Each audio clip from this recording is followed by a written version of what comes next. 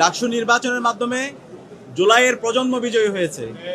যে পথের, যে মতের, যে আদর্শের লোক না হোক না কেন, আমরা সবাই একসাথে কাজ করব। বিশ্ববিদ্যালয়ের শিক্ষার্থীদের কাছে আমি ডাকসুর বিপি হিসাবে পরিচিত দিতে চাই না।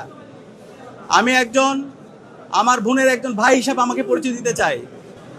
ডাকসু নির্বাচনে জয় অথবা পরাজয়ের কিছু নেই। ডাকসু নির্বাচনের মাধ্যমে জুলাইয়ের প্রজন্ম বিজয়ী হয়েছে। ডাকসু নির্বাচনের মাধ্যমে ঢাকা বিশ্ববিদ্যালয়ের শিক্ষার্থীরা বিজয়ী হয়েছে এবং ডাকসু নির্বাচনের মাধ্যমে জুলাইয়ের আকাঙ্ক্ষা বিজয়ী হয়েছে, শহীদদের আকাঙ্ক্ষা বিজয়ী হয়েছে। সে কারণে আমরা শুরুতেই শ্রদ্ধার সাথে স্মরণ করছি জুলাই বিপ্লবের সকল শহীদদের, যাদের মাধ্যমে আজকে আমরা ফ্যাসিবাদ মুক্ত বাংলাদেশ পেয়েছি এবং আজকে আমরা প্রতিটি ক্যাম্পাসে ক্যাম্পাসে গণতান্ত্রিক পরিবেশ পেয়েছি।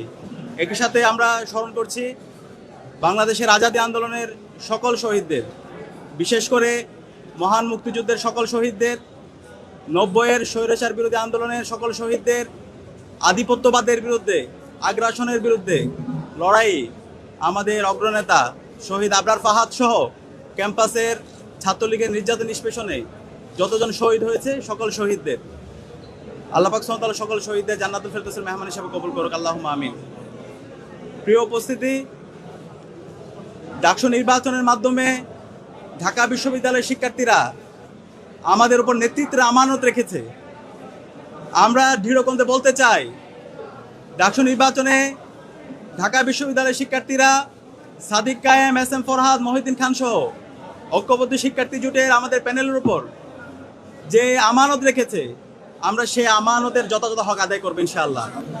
আমরা কথা দিচ্ছি, আমাদের শিক্ষার্থীদের যে স্বপ্নের ক্যাম্পাস, সেই স্বপ্নের ক্যাম্পাস বিনির্মাণ না হওয়ার আগ পর্যন্ত আমরা থামবো না। আমরা আমাদের লড়াই চালিয়ে যাবো ইনশাআল্লাহ। আমি ডাকসুর ভিপি হিসাবে আপনাদেরকে আমি পরিচয় দিতে চাই না। ঢাকা বিশ্ববিদ্যালয়ের শিক্ষার্থীদের কাছে আমি ডাকসুর ভিপি হিসাবে পরিচয় দিতে চাই না। আমি একজন, আমার বোনের একজন ভাই হিসাবে আমাকে পরিচয় দিতে চাই। আমার একজন ছোট ভাইয়ের বড় ভাই হিসাবে আমি পরিচয় দিতে চাই। আমার একজন বড় ভাইয়ের স্নেহের ছোট ভাই হিসাবে পরিচয় দিতে চাই। আমার বন্ধুর একজন বন্ধু হিসেবে পরিচয় দিতে চাই। আমার শিক্ষকের একজন ছাত্র হিসেবে আমি আমাকে পরিচয় দিতে চাই।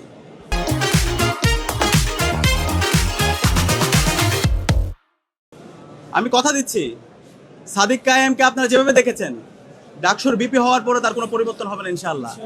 শিক্ষার্থীদের যে কোনো সমস্যা, ব্যক্তিগত সমস্যা, পারিবারিক সমস্যা, ক্যাম্পাসের বাইরে যে কোনো সমস্যায় তার পরিবার যেভাবে পাশে থাকে, আমরা ইনশাআল্লাহ কথা দিচ্ছি ঢাকা বিশ্ববিদ্যালয়ের প্রতি শিক্ষার্থীর পাশে আমরা আমাদের সবটুকু দিয়ে পাশে থাকবো ইনশাআল্লাহ।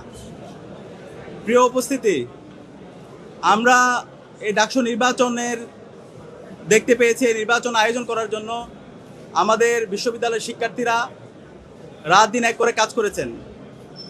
আমাদের শহীদদের আত্মত্যাগের মাধ্যমে আজকে এই ডাকসু নির্বাচন অনুষ্ঠিত হয়েছে এবং এই নির্বাচন সফল করার জন্য আমাদের নারী শিক্ষার্থী যারা আছে তাদের অগ্রণী ভূমিকা ছিল এবং জুলাই বিপ্লবে আমাদের বোনদের আমরা অগ্রণী ভূমিকা দেখতে পেয়েছি, তারা আমাদেরকে সাহস জুগিয়েছে।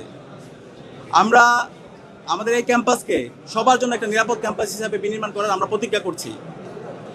একই সাথে আমাদের এই ঢাকা বিশ্ববিদ্যালয়ের যেই ধর্মের, যেই পথের, যে মতের, যে আদর্শের লোক না হোক না কেন, আমরা সবাই একসাথে কাজ করব। আমরা এই ঢাকা বিশ্ববিদ্যালয়কে একটা মাল্টিকালচারাল ইনস্টিটিউট হিসাবে আমরা বিনির্মাণ করব এবং আমাদের প্রতিজ্ঞা, আমাদের এই ঢাকা বিশ্ববিদ্যালয়কে আমরা একটি পূর্ণাঙ্গ একাডেমিক ইনস্টিটিউট হিসাবে আমরা পরিণত করব। একজন বিশ্ববিদ্যালয় শিক্ষার্থী প্রথম বর্ষ থেকে তার চমৎকার একাডেমিক এনভায়রনমেন্ট এখানে পাবে, গবেষণার পরিবেশ থাকবে, তার আবাসন নিয়ে ভাবতে হবে না, তার খাদ্যের নিরাপত্তা থাকবে, স্বাস্থ্যের নিরাপত্তা থাকবে এবং আমাদের নারীদের জন্য একটা নিরাপদ ক্যাম্পাস হিসেবে আমরা গড়ে তুলব। আমরা সবার কাছে দোয়া চাচ্ছি, সারা দেশের মানুষ আমাদের জন্য দোয়া করেছেন, আমাদেরকে পরামর্শ দিয়েছেন, বিশ্ববিদ্যালয়ের শিক্ষার্থীরা আমাদেরকে পরামর্শ দিয়েছেন। আমরা কথা দিচ্ছি, শিক্ষার্থীদের যে আকাঙ্ক্ষা সেটাই আমাদের আকাঙ্ক্ষা, শিক্ষার্থীদের ভয়েসে আমাদের ভয়েস, শিক্ষার্থীদের প্রত্যাশা আমাদের প্রত্যাশা। আমরা আমাদের এই ক্যাম্পাসকে স্বপ্নের ক্যাম্পাস বিনির্মাণ না হওয়ার আগ পর্যন্ত আমরা আমাদের লড়াই চালিয়ে যাবো ইনশাআল্লাহ।